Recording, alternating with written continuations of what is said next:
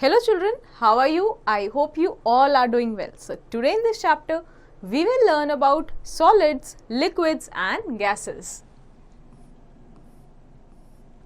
So बच्चों, आज इस चैप्टर में हम जो भी हमारे आसपास चीज़ें हमें दिखती हैं, right, for example pen, water bottle, table, right, इन सब के बारे में बेसिकली एक तरीके से जानेंगे, क्योंकि ये सब क्या है, एक मैटर है, राइट. हम मैटर भी जानेंगे क्या होता है और कैसे ये सारी चीज़ें अलग अलग स्टेट में, कोई लिक्विड में रहती है, कोई सॉलिड में रहती है, कोई गैसेस में रहती है. हम इनके स्टेट्स के बारे में जानेंगे, राइट. और फिर हम जानेंगे कि ये जो सॉलिड्स और लिक्विड गैसेस हैं, ये कैसे कैसे प्रॉपर्टीज़ अपनी दिखाते हैं, क्या ऐसे चेंजेस करते हैं, राइट. और ये जो स्टेट है, ये 3 स्टेट, इनमें ये कैसे चेंज होते हैं, right. So let's get started. In the given picture here, just observe it. Mom is busy in the kitchen and is using different articles to cook food. Okay, so can you put these articles into 3 categories? So जितने भी यहाँ पे items हैं, right? The mother is cooking a food here, okay, and different types of food. So can you put these all articles into 3 categories? So let's see what are those 3 categories. So let's go to the next page. So you have to put these articles in solid, liquid and gases. Okay, so let's begin. What is matter? So children, you already know that all things, living or non-living, are made up of matter. Okay, कोई भी चीज़ हो, living हो चाहे non living हो, वो सब किससे बनी होती है, मैटर से बनी होती है. Anything that has mass and occupy space, कोई भी चीज़ जिसके पास मास है, मतलब क्या कि कुछ वेट है उसके पास, राइट, कुछ मास है उसके पास और वो कुछ स्पेस ऑक्यूपाई करता है, मतलब वो कुछ जगह लेता है.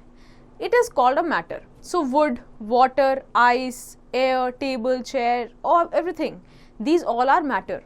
इनफैक्ट हमने यहाँ पे एयर की बात की, राइट, एयर की बात हमने की, इसके पास भी मास है, राइट, एंड एयर के पास भी क्या है, एयर भी ऑक्यूपाइज करता है स्पेस को.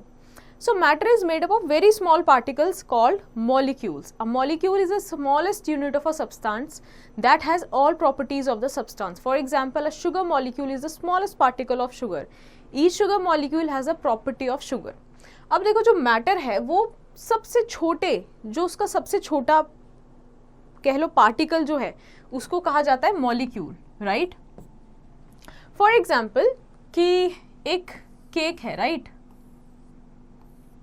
केक है, हमने उसको एक पीस में काटा तो हमने एक पीस निकाल लिया, राइट. तो अब ये जो एक केक का पीस है, ये इसका जो टेस्ट होगा, इसका जो टेक्सचर होगा, ये जिन चीज़ों से बना होगा वो बाकी केक की तरह ही होगा, राइट. वैसे ही सिमिलरली जो मैटर में एक मॉलिक्यूल होता है, मॉलिक्यूल मैटर का सबसे स्मॉलेस्ट पार्ट होता है और वो उसके सारे प्रॉपर्टीज़ को बताता है, राइट. फॉर एग्जाम्पल, शुगर का एक मॉलिक्यूल जो है वो भी क्या होगा, शुगरी होगा, वो भी हर उस पूरे शुगर की वो प्रॉपर्टी रखता होगा. Okay, so on the basis of arrangement of molecules, matter exist in 3 forms. अब जिस हिसाब से किसी भी मैटर में, किसी भी चीज़ में, किसी भी लिविंग या नॉन लिविंग थिंग में ये मॉलिक्यूल्स अरेंज होते हैं, उस बेसिस पे 3 स्टेट्स होती हैं. These are solids, liquids and gases. The arrangement of molecules in each state of matter is different. The space between molecules is called intermolecular space. We cannot see these molecules with the naked eye. तो अब ये जो molecules का arrangement है matter के अंदर, ये decide करता है कि वो जो सब्सटेंस है वो सॉलिड स्टेट में होगा या लिक्विड स्टेट में होगा या गैस स्टेट में होगा. और ये जो मॉलिक्यूल्स के बीच में जो गैप है, ये भी डिफर करता है. इसको हम कहते हैं इंटर मॉलिक्यूलर स्पेस, है ना. इंटर मतलब बीच में और मॉलिक्यूलर मतलब मॉलिक्यूल्स. तो मॉलिक्यूल्स के बीच में जो स्पेस है वो भी बताता है कि वो स्पेस वो सॉलिड है, लिक्विड है कि गैस है.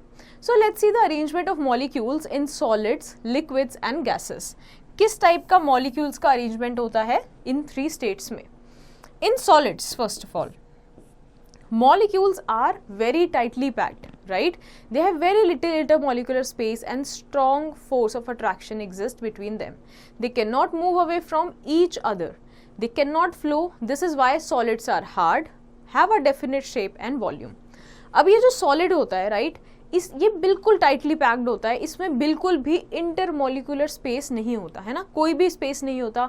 इसमें जो मॉलिक्यूल्स हैं इसके, राइट, ये एक जो सिंगल सर्कल है ये क्या है, एक मॉलिक्यूल रिप्रेजेंट करता है। इनमें स्ट्रॉन्ग फोर्स ऑफ अट्रैक्शन होती है, राइट, कोई भी अपनी प्लेस से मूव नहीं कर सकता, बिल्कुल पैक्ड है, राइट, और ये फ्लो भी नहीं कर सकते। Okay, and this is the reason these are hard, right, solids hard होते हैं, right, this is the reason they are hard.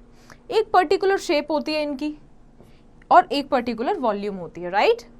Now let's go to the next page. If we talk about liquids, so molecules are not very tightly packed, they are arranged randomly with some intermolecular space. This is why these molecules can move forward each other, they can move around each other, they have weaker intermolecular force than solids, and that is the reason the liquids do not have fixed shape but definite volume, and they can flow and take the shape of the container they are poured in. So see, molecules जो liquid में होते हैं यहाँ पे tightly packed नहीं है, you can also see here, right, इनके बीच में जो intermolecular space है वो काफ़ी है as compared to solids, right, solids में बिल्कुल भी space नहीं था और इसीलिए randomly exist करते हैं and randomly एक दूसरे के अराउंड मूव करते रहते हैं। इनके बीच में जो फोर्स ऑफ अट्रैक्शन है वो भी वीकर है as compare to the solids, and this is the reason जो लिक्विड है उनका कोई फिक्स्ड शेप नहीं होता, do not have fixed shape but definite volume, एक वॉल्यूम फिक्स रहता है, राइट, ये फ्लो कर सकते हैं क्योंकि ये स्पेस ज़्यादा है and take the shape of the container they are poured in, है ना, जो भी लिक्विड को हम जिस कंटेनर में डाल देते हैं वो उसी का शेप ले लेता है। The substance that can flow are called the fluids, तो जो फ्लो कर सकते हैं सब्सटेंस उनको हम फ्लूइड कहते हैं। तो लिक्विड्स तो सारे फ्लूइड होते ही होते हैं, साथ में जो गैसेज हैं, राइट, वो भी क्या है, फ्लूइड है। Now let's talk about the gases. So molecules are very loosely packed and are arranged randomly with a lot of intermolecular space. This allows the molecules to move easily in all the direction. They have very little intermolecular force of attraction, and this is why gases do not have fixed volume or shape, and they can be compressed very easily. When gas is kept in a container, they occupy all the space of the container. अब देखो gases में क्या होता है, जो molecules है इसके बहुत loosely packed होते हैं। इसमें कैसे है, थोड़े पास हैं, ज़्यादा स्पेस नहीं है, बट गैसेस में बहुत ऐसे लूजली पैक्ड होते हैं, राइट, और रैंडमली होते हैं। दैट्स द रीज़न यहाँ पे इंटरमॉलिक्यूलर स्पेस जो है इनके बीच में ये ज़्यादा होता है और ये अलाउ करता है इनकी मूवमेंट को, राइट। अब ये जो एक मॉलिक्यूल है ये किसी भी डायरेक्शन में मूव कर सकता है, राइट, किसी भी डायरेक्शन में मूव कर सकता है। इसकी वजह से ये जो है ये फ्लो करते हैं, राइट, जो गैसेस हैं ये फ्लो करती हैं, इनका कोई फिक्स्ड वॉल्यूम नहीं होता, they do not have fixed volume, because ये यहाँ भी जा सकते हैं, ये यहाँ भी जा सकते हैं, ये यहाँ भी जा सकते हैं, राइट, तो कोई फिक्स्ड वॉल्यूम नहीं होता, ना ही कोई फिक्स्ड शेप होती है। ओके, इनको बहुत ईजिली कंप्रेस किया जा सकता है क्योंकि इनके पास बहुत सारा स्पेस है, राइट, कंप्रेस करेंगे तो फिर ये पास पास आ जाएंगे। ओके, सो ये इसीलिए जिस भी कंटेनर में डाले जाते हैं उसका स्पेस ऑक्यूपाई कर लेते हैं, right. Now can you tell in which state of matter intermolecular space is maximum, जो हमने इंटरमॉलिक्यूलर स्पेस की बात की वो कौन से स्टेट ऑफ मैटर में सबसे ज़्यादा मैक्सिमम होगी। Okay, why do solids have fixed shape and volume? Okay, so answer this also. Do you know, students, a molecule can be further broken into smaller units called atoms. Atoms are the building blocks of matter. Atoms of the same kind form elements. Different kind of atoms combine to form compounds. अब बच्चों ये जो molecule की हमने बात की, molecule से भी छोटे होते हैं क्या, एटम, राइट, ये होते हैं एटम। अब अगर एटम जो है अपने ही जैसा एक और एटम से मिल जाए, राइट, तो वो क्या बनाते हैं, एलिमेंट बनाते हैं, राइट। अगर एक एटम दूसरे एटम से मिल जाए तो क्या बनाएंगे, एलिमेंट। ओके, और अगर एटम जो है, एक एटम दूसरे टाइप के एटम से मिल जाए, दूसरे टाइप के एटम से मिल जाए तो ये क्या बनाते हैं, compound. Okay, now let's understand the change of matter. ये जो मैटर हैं, इनकी जो स्टेट है वो एक दूसरे में कैसे चेंज होती है। Okay, so substance can change their state when they are heated और cool. Let's see the effect of heating और cooling on the molecules of matter. कोई भी चीज़ जब हीट की जाती है या कूल की जाती है तो अपनी चेंज करती है स्टेट। ये तीन स्टेट जो अभी हमने पढ़ी, liquid, gases and solids. So let's see what happens on evaporation. So and what is evaporation? The change of liquid into the gaseous state on heating is called evaporation. तो जो liquid state है,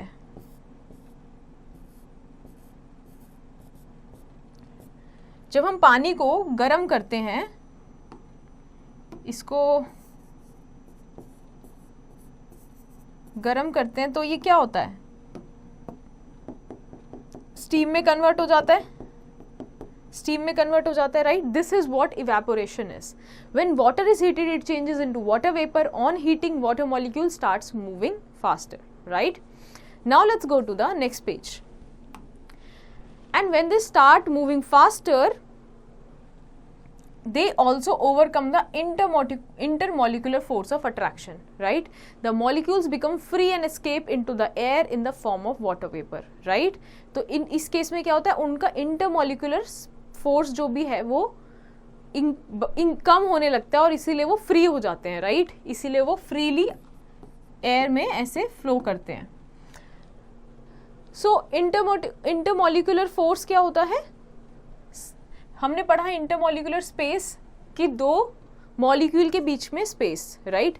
intermolecular force of attraction होता है the force of attraction between the two molecules, right. Now tell me, when clothes are spread for drying which is faster, indoor और outdoor, and tell me why. Okay students, do you know on a global scale the amount of water evaporating is about the same as the amount of water precipitating? okay, so globally अगर देखा जाए तो जो amount है पानी का जो evaporate हो रहा है, राइट, जो भाप बन रहा है, जो वाटर वेपर बन रहा है, वो सेम है, वो अराउंड सेम है किसके, जितना पानी वेपर से वापस किसमें, लिक्विड में बन रहा है, right. Now let's understand what is condensation. So the change of gaseous state into liquid state on cooling is called condensation. Okay, when steam gets cooled, it condenses to form water again. It is because the movement of molecules becomes slower due to the increase in intermolecular force of attraction. The molecules become closer to each other to form water. अब देखो condensation में क्या होता है कि जो gaseous liquid है, जो गैसियस वाटर है, ठीक है ना, वाटर वेपर की फॉर्म में, उसको जब कूल किया जाता है, राइट, जब उसको कूल किया जाता है तो उसमें जो मॉलिक्यूल्स की मूवमेंट है वो स्लो हो जाती है, राइट। और स्लो होने की वजह से उसमें इंटरमॉलिक्यूलर फोर्स ऑफ अट्रैक्शन जो है वो भी बढ़ जाता है और इसीलिए फिर वो कंप्रेस होने लगता है, लिक्विड बनने लगता है, राइट। तो लिक्विड बनने लगता है। कंडेंसेशन में क्या होता है, वेपर से लिक्विड बनना। So the process of condensation is responsible for the formation of clouds. Clouds का फॉर्मेशन किसकी वजह से होता है, कंडेंसेशन की वजह से। Now what is melting. So the process by which solid changes into liquid state on heating is called melting. When solid ice is kept at a warm place, the movement of molecule in ice increases and they become free from the solid form of water. Now see, so melting क्या होता है, जब solid से liquid state में change होता है on the heating. अब solid क्या है, solid जैसे ice, right, ice है। अब जब इसको हीट किया जाएगा या फिर इसको हम बाहर निकाल के रख देते हैं रेफ्रिजरेटर से, तो क्या होता है, कुछ टाइम बाद ये लिक्विड में कन्वर्ट हो जाता है, राइट। लिक्विड में जैसे कन्वर्ट हो रहा है तो क्या हो रहा है, इसके मॉलिक्यूल्स फ्री हो रहे हैं, right. Now what is freezing. Freezing, the process by which a liquid changes into its solid state on cooling is called freezing. In the process the molecules become very close to each other due to increase in intermolecular force of attraction. They form a rigid shape and form ice. अब देखो freezing में completely इसका opposite हो रहा है, right. यहाँ पे हम इसको कूलिंग कर रहे हैं और जो वाटर था, liquid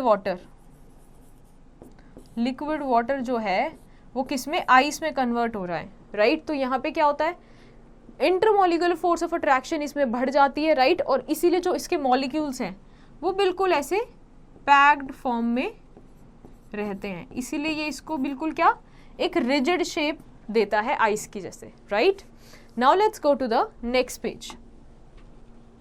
now what is condensation? So gases change into liquid, okay, state on cooling. So जब गैस जो है वो लिक्विड स्टेट में चेंज होती है कूलिंग पे, उसको हम क्या कहते हैं, कंडेंसेशन। मेल्टिंग क्या हुआ, सॉलिड से लिक्विड स्टेट में होना हीटिंग से, और फ्रीजिंग हुआ लिक्विड से सॉलिड स्टेट में आना कूलिंग पे, right. Do you know some solids directly change into gas without changing into liquid phase, for example camphor, right. And this process is called sublimation. So जब solid से directly gases में, right, कोई form change होती है, उसको हम क्या कहते हैं, सब्लिमेशन। एग्जाम्पल है camphor, okay. Now this can be also understood by this line diagram where ice on melting changes into water, water on evaporation changes to steam. Opposite is steam on condensation changes to water, water on freezing changes to ice. All right. Now let's understand about the solubility and the solutions. So if we add some sugar to water and stir it well, the sugar disappears and the water tastes sweet. Where have these sugar particles gone? तो बच्चों जब भी हम glass में चीनी को mix करते हैं तो हम देखते हैं कुछ टाइप जो शुगर के क्रिस्टल्स हैं वो डिसअपियर हो चुके हैं, राइट। और जो पानी है वो मीठा टेस्ट करता है, राइट। सो ऐसा क्यों होता है, और इस टाइम शुगर के पार्टिकल्स कहाँ गए? So they have taken up the space between the molecules of water. हमने पढ़ा था कि एक जार में जब लिक्विड है, राइट, तो उसके जो मॉलिक्यूल्स हैं वो दूर दूर हैं, राइट, लिक्विड में दूर दूर हैं। तो क्या हुआ, जैसे ही इसमें आपने शुगर ऐड किया तो शुगर में जो यहाँ पे अब ये जो स्पेस है, राइट, ये जो स्पेस है, ये स्पेस किसने ले लिया, शुगर ने ले लिया, राइट, ये स्पेस शुगर ने ले लिया, okay. So we can say that the sugar gets dissolved in water, the same happens in case of salt. अब हम इसको कह सकते हैं कि जो शुगर है वो वाटर में डिसॉल्व हो गई है, same goes with the salt also, okay. So solvent which is water, water is the solvent, and solute जिसको हम मिक्स करते हैं sugar leads to solution. So the mixture of sugar and water is called solution. A solution is formed, right, when solute dissolves in a solvent, okay. Now what is soluble substances? Now some substances dissolved in water and they are called soluble water, है ना, soluble substances। कुछ ऐसे substance है जो पानी में mix हो जाते हैं, completely मिक्स हो जाते हैं, dissolve हो जाते हैं, जैसे शुगर है, salt, baking soda, milk, juices, हम सेपरेट नहीं कर सकते उसको। लेट्स से हमने शुगर या सॉल्ट मिक्स कर दिया, मिल्क मिक्स कर दिया या जूस मिक्स कर दिया, तो आप उसको क्या नॉर्मली मिक्स हटा पाओगे, डिफ्रेंशिएट कर पाओगे? नहीं, right. So that's those are soluble substances. Then we have insoluble substances. So सब substances do not dissolve in water and these are insoluble substances. For example, chalk, tea leaves, sand, oil. Let's say आप एक water में, आप थोड़े से water में chalk डाल दो या फिर सैंड डाल दो, तो वो मिक्स होगा क्या? वो मिक्स नहीं होगा, राइट। और आप उसको नॉर्मली सेपरेट कर सकते हो, थोड़ी देर उसको छोड़ दो वैसे ही, तो पानी और जो सैंड है वो बिल्कुल अलग अलग लेयर में हमें दिखेंगे, right. So these are called insoluble substances. Now let's understand the types of solution. अब टाइप क्या है सोल्यूशंस के?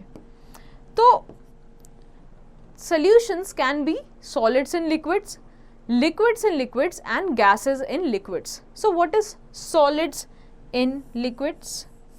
So as sugar in milk, है ना, solid को solid क्या था, जैसे water है, right? Solids in liquid, for example हमने लिया sugar या फिर हमने लिया salt, right? और इसको हमने किस में ऐड किया, water में, और फिर हमने मिक्स करके एक सोल्यूशन बनाया, तो ये क्या हुआ, solids in liquid, right. Solid को हमने लिक्विड में डाला। अब liquids in liquids as milk in water या फिर लेमन जूस इन वाटर, मतलब हमने लिक्विड को ही लिक्विड में मिक्स किया, ऑलराइट, जैसे मिल्क को वाटर में मिक्स कर दिया। Now what happens in gases in liquid? जब हम गैस को लिक्विड में मिक्स करते हैं, for example oxygen and carbon dioxide in water, ठीक है, ऑक्सीजन या फिर ऑक्सीजन जो गैस है, कार्बन डाइऑक्साइड जो गैस है, जब उसको पानी के साथ मिक्स किया जाता है तो वो क्या एग्जाम्पल है, gases and liquids. Now let's go to the next page. So solubility is measure of how much solute can be dissolved into a liter of solvent. तो 1 लीटर सॉल्वेंट में, राइट, सॉल्वेंट मतलब क्या होता है, जिसमें भी हम चीज़ों को डिसॉल्व कर रहे हैं. जनरली हम क्या लेते हैं, उसमें वाटर लेते हैं. तो 1 लीटर सॉल्वेंट में कितना सल्यूट जो है, जो सल्यूट मतलब शुगर, मिल्क, सॉल्ट, ये जो सारी चीज़ें हम मिक्स करते हैं, ये जो सॉल्यूट है ये कितना डिसॉल्व हो सकता है ना, कंप्लीटली डिसॉल्व हो सकता है, उसे हम क्या कहते हैं, solubility. So solubility is a measure of how much amount of solute can dissolve completely into 1 litre of solvent. Okay, so the liquids that dissolve in water are called miscible liquids, right. अब हम यहाँ बात कर रहे हैं liquids की, right. The liquids जो पानी में डिसॉल्व हो जाते हैं, राइट. हमने यहाँ पे क्या है, सॉल्वेंट जो है उसको फिक्स कर दिया है, क्या कर दिया, फिक्स कर दिया वाटर. अब जो भी चीज़ हम मिक्स करेंगे वो किस में करेंगे, हम वाटर में मिक्स करेंगे, राइट. क्या मिक्स कर रहे हैं वो चेंज हो सकता है. अब हम बात कर रहे हैं लिक्विड्स की, राइट. जो लिक्विड वाटर में मिक्स हो जाए, राइट, हम उसको क्या कह रहे हैं, मिक्स हो जाए, राइट. इसको हम क्या कहेंगे, मिसेसिबल,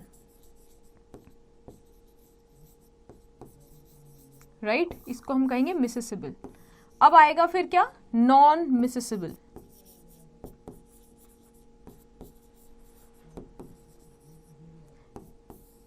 अब नॉन मिसेसिबल क्या होगा, जो वाटर में नहीं मिक्स हो, right. Let's see that.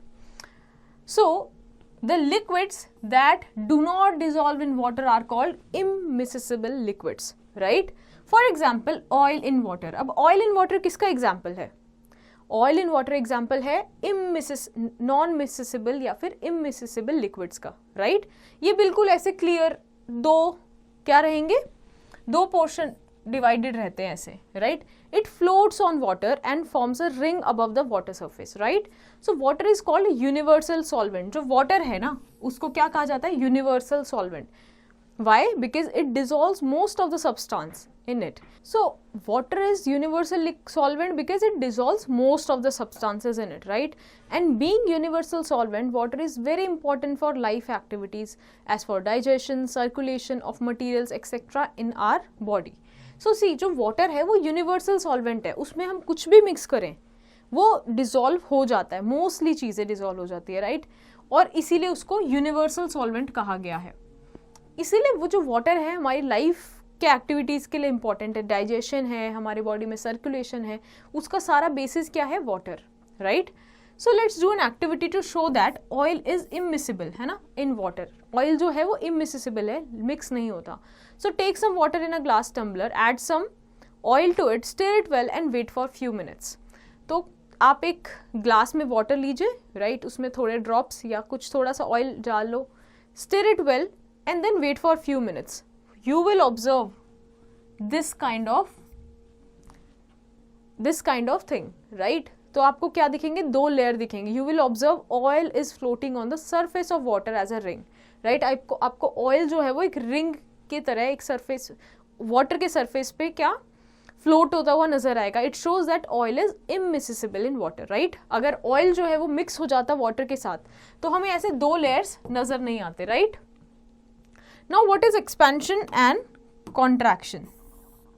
So usually substance expand on heating and contract on cooling. So remember when we were studying about 3 different forms of matter, right? वहाँ पे हम cooling कर रहे थे, heating कर रहे थे, right? तो उस टाइम हो क्या रहा था? Basically the molecules were expand, जो molecules थे उनके बीच में जो space था वो बढ़ रहा था और कम हो रहा था, right? They were in a way expanding and contracting. Right? So when substance expand or contract, their molecules remain same in size, है ना.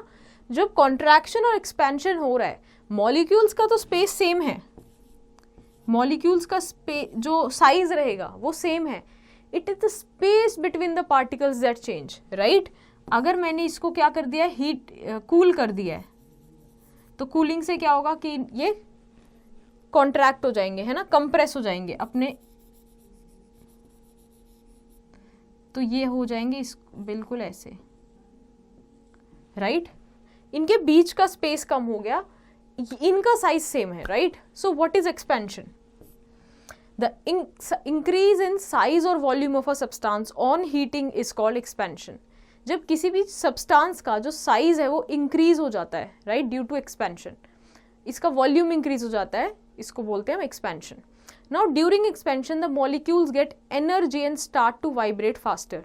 This forces them to apart and causes increase in the volume of the substance. अब देखो expansion जब होता है तो size या फिर वॉल्यूम में इंक्रीज हो जाता है सब्सटेंस की, right.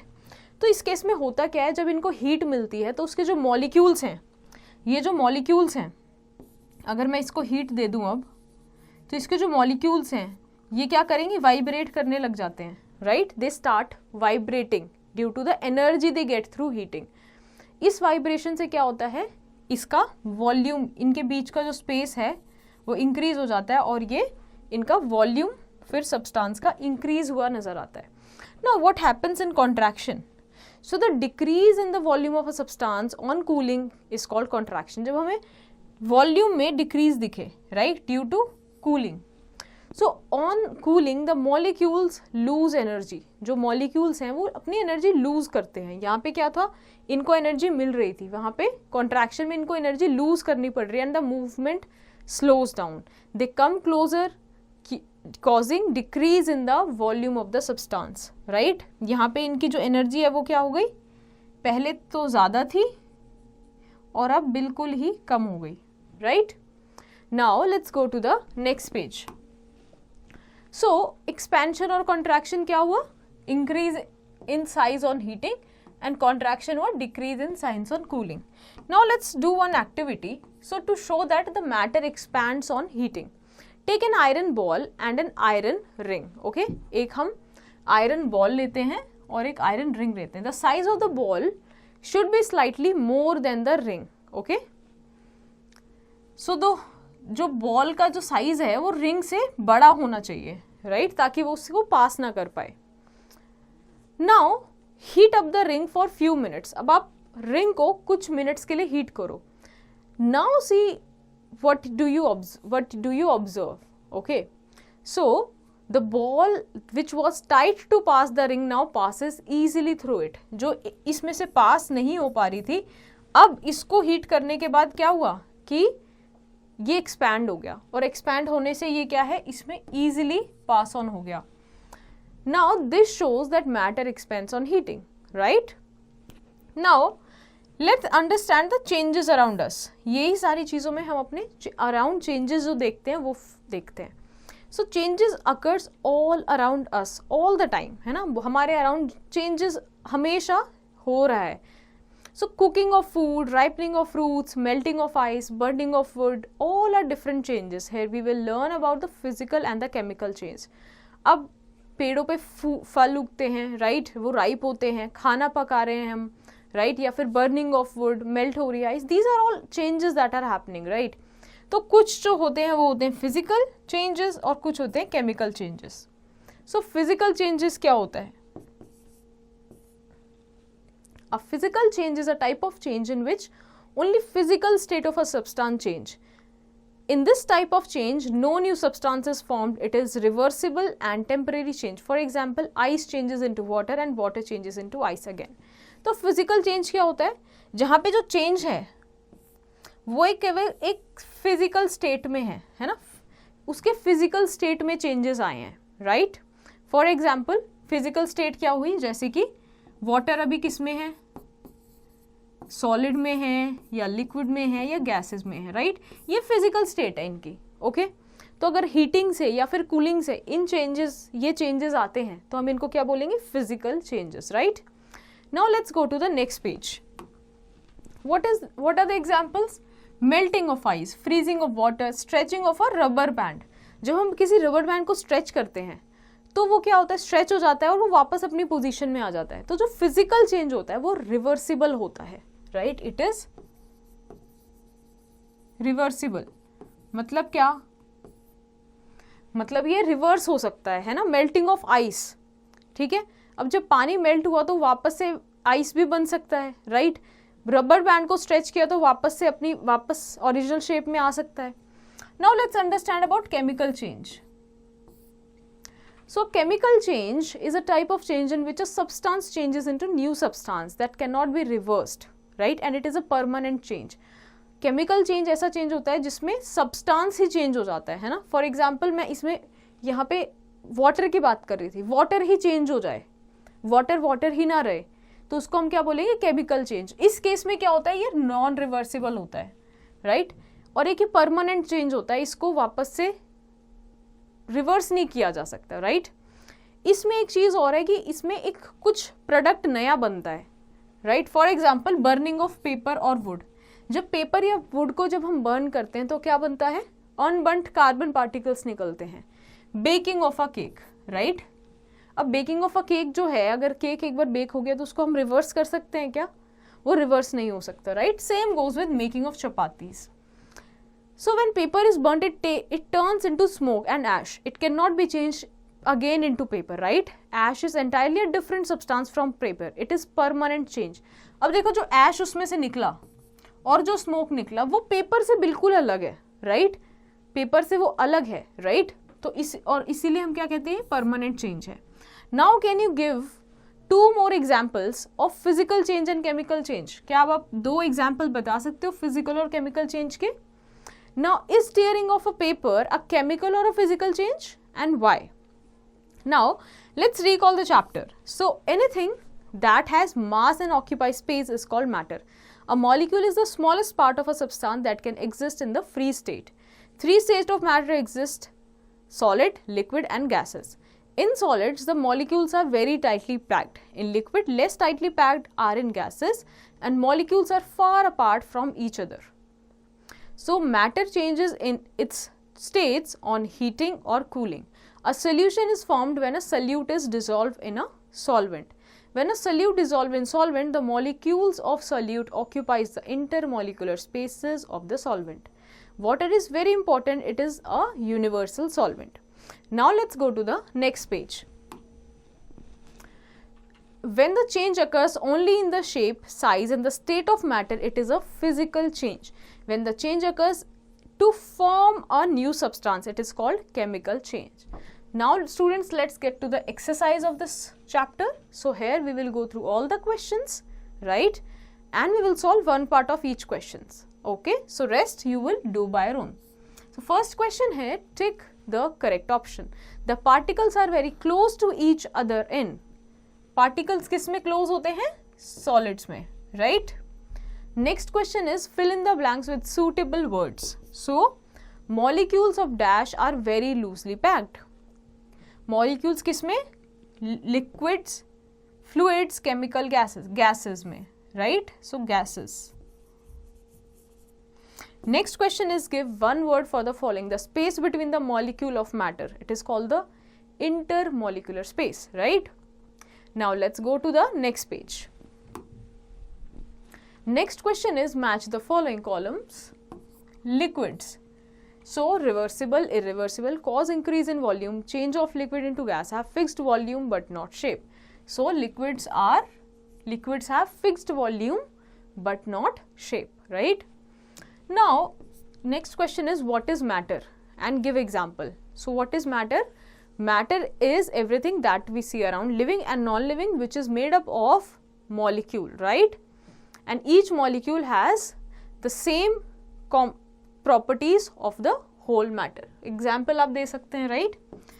Long answer question, what is the arrangement of molecules in solids, liquids and gases? So we know that solids में कैसे होते हैं, tightly packed होते हैं, liquid में arrangement होता है molecules का relatively, they are away from each other, and in gases they are very far away from each other, right. Now there is one fun activity for you. Make model of arrangement of molecules in solids, liquids and gases using pulses, sticks, cell phone, paper, right, and cardboard. तो आपको क्या करना है कि आपको कुछ pulses ले लेनी है, स्टिक्स ले लेनी है, इनको यूज़ करके आपने सॉलिड्स, लिक्विड और गैसेस में जो इनका मॉलिक्यूलर अरेंजमेंट होता है इनको डिपिक्ट करना है, right, in a form of model. So I hope now this chapter is clear to you. So based on the understanding from this chapter, you have to revise and do the rest of the questions in your homework.